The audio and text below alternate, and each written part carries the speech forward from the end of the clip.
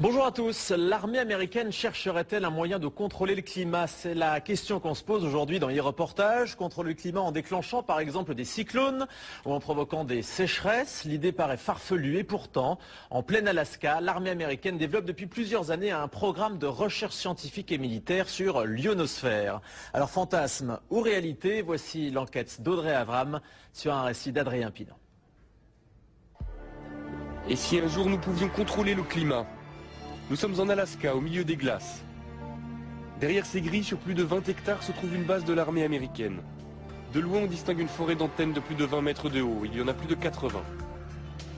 Officiellement, cette base abrite un programme de recherche scientifique et militaire sur l'ionosphère, l'une des couches de l'atmosphère. Nom de code, HAARP. Un nom qui suscite de nombreuses rumeurs et interrogations depuis des années. On pense généralement que les Américains y étudient le contrôle des communications, voire des phénomènes climatiques. Nick Begich est chercheur, cela fait 15 ans qu'il tente d'en savoir plus sur les expériences menées au cœur de l'Alaska. Après plusieurs années d'enquête, il est arrivé à rentrer en contact avec l'un des concepteurs du projet HAARP, le physicien Bernard Island, qui veut lui donner accès à des données confidentielles.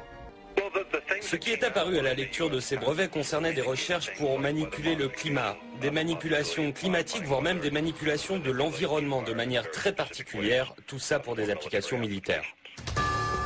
Manipuler le climat, cela paraît impensable. Mais être capable d'envoyer un cyclone ou une sécheresse chez ses ennemis, cela ressemble à l'arme absolue. Les Américains essaient-ils vraiment de contrôler les phénomènes climatiques? C'est ce que croit Luc Mampey, chercheur pour le groupe de recherche et d'information sur la paix et la sécurité. Je fais référence notamment à un rapport publié par l'US Air Force vers la fin des années 90 et qui s'appelait Air Force 2025, où très clairement l'US Air Force évoque là toutes les recherches qui devraient être faites à des fins militaires de manière à pouvoir avoir un certain impact sur les phénomènes météorologiques, de manière à pouvoir faciliter les opérations militaires amis et rendre plus compliquées les opérations militaires d'ennemis. Les Américains travailleraient sur la maîtrise du climat depuis les années 60. Il y a des premiers essais qui ont été faits au moment de la guerre du Vietnam, où là effectivement on a, par des procédés physico-chimiques, essayé de provoquer des intempéries, des averses extrêmement fortes. En 1967, en pleine guerre du Vietnam, les Américains se livrent à une expérience étonnante. Ils déversent une substance chimique au-dessus des nuages. Le but, faire en sorte que les pluies torrentielles de la mousson se propagent au Nord-Vietnam jusqu'aux bases de leurs adversaires. Le plus étonnant, c'est que cela a marché. Alors HAARP pourrait-il être la suite de ces premiers essais? Ce qui concerne les modifications environnementales et climatiques, c'est un enjeu militaire aux États-Unis depuis certainement 50 ans. Et cela implique des technologies, des procédés, des techniques très proches de ce qui est mis aujourd'hui en œuvre dans le cadre du programme HAARP. HAARP suscite l'inquiétude, au point qu'en 1997, le Parlement européen met sur pied une commission d'enquête sur la possibilité de manipuler le climat à des fins militaires. Très vite, les parlementaires font des découvertes alarmantes.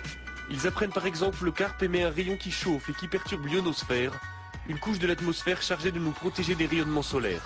Ernest Gelscher, député européen, a participé à cette commission. Ce genre de projet, de planter des antennes et d'envoyer un signal dans l'ionosphère, tout d'abord c'est fait par les militaires.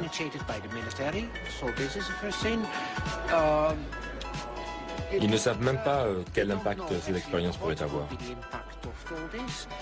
Je pense que derrière tout ça, il y a des objectifs militaires qui pourraient être un peu plus ambitieux, un peu plus vastes que ceux qu'ils veulent bien admettre en public. Très vite, les travaux de la commission se heurtent au refus américain de s'exprimer sur HAARP. À l'époque, le président de la commission est un parlementaire britannique, il s'appelle Tom Spencer. Convaincu du danger que le projet pourrait représenter, il essaie d'obtenir des précisions de la part des responsables américains, mais sans succès. Nous n'avons eu absolument aucun contact avec les Américains. Ils ne sont jamais venus. Pendant les auditions, Tom Spencer lui-même leur a dit qu'ils seraient les bienvenus au Parlement européen. Pour rencontrer les députés européens, ils n'ont jamais répondu. Je crois qu'ils ont délibérément décidé de faire la sourde oreille, d'ignorer le sujet et de ne pas en parler. Un incident va vite calmer les ardeurs de Tom Spencer. En 1999, le président de la commission fait la une des journaux à scandale. Il a été interpellé par la douane à l'aéroport de Londres.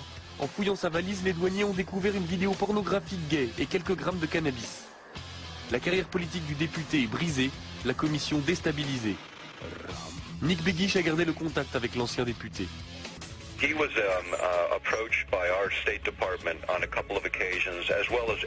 Il a été approché par les autorités américaines plusieurs fois, comme tous les membres du comité. On lui a demandé de ne pas organiser ses auditions. Il a refusé et même accéléré la procédure. Il a essayé de parler avec les Américains, il a essayé de parler avec l'OTAN. Un jour, il a même appelé Al Gore devant moi. Ils étaient amis depuis des années et Al Gore a refusé de le prendre au téléphone de la Maison Blanche. Il était vice-président à l'époque. Ce qui s'est passé, c'est que tout le monde a dit à Spencer de rester en dehors de tout ça et il ne l'a pas fait. C'est regrettable car nous avons perdu un champion sur ce problème. Après la mise sur la touche de Tom Spencer, les investigations de la commission d'enquête cessent. Cela n'empêche pas de nombreux chercheurs de continuer à se poser des questions sur les expériences menées par l'armée américaine en Alaska. C'est le cas du physicien Jean-Jacques Berthelier. Son laboratoire est en contact direct avec Demeter, un satellite doté de nombreux instruments de mesure qui passe régulièrement au-dessus de la base américaine. Lorsqu'on passe au-dessus de Harp, on voit quelque chose qui n'a pas l'air, pour un profane, n'est pas très étonnant, mais on voit ici un signal à 1 méga, à peu près un petit peu plus de 1 méga, qui est une émission dont on sait que c'est émis par Harp. Donc, vous voyez bien que dans le milieu naturel, il n'y a pas ce genre d'émission. Et ce qu'on voit surtout qui est intriguant, c'est le fait qu'on a une baisse d'un facteur 2 ou 3 de la densité et une augmentation assez sensible de la température. Ce qui montre que Harp arrive à modifier quand même assez profondément l'ionosphère. Ainsi, le projet HARP fonctionne et son rayon peut modifier l'ionosphère. Mais il n'y a pas de preuve formelle que l'objectif est de pouvoir manipuler le climat à des fins militaires. Pourtant, le docteur Begich est persuadé que l'armée américaine possède une arme d'une puissance sans précédent. On va continuer à parler de ce projet pour sensibiliser le public et pour convaincre les politiques de prendre les choses en main. Pour nos libertés, pour nos vies privées, personne ne peut l'ignorer. HARP, c'est l'une des pièces d'un puzzle très complexe. Le silence de l'armée américaine alimente les peurs et les fantasmes. Personne ne sait si les militaires essaient effectivement de contrôler les phénomènes météorologiques. Mais il est certain que les expériences qui sont menées dans les neiges de l'Alaska perturbent le ciel au-dessus de nos têtes. Des expériences dont nous ne connaîtrons les conséquences que dans quelques années.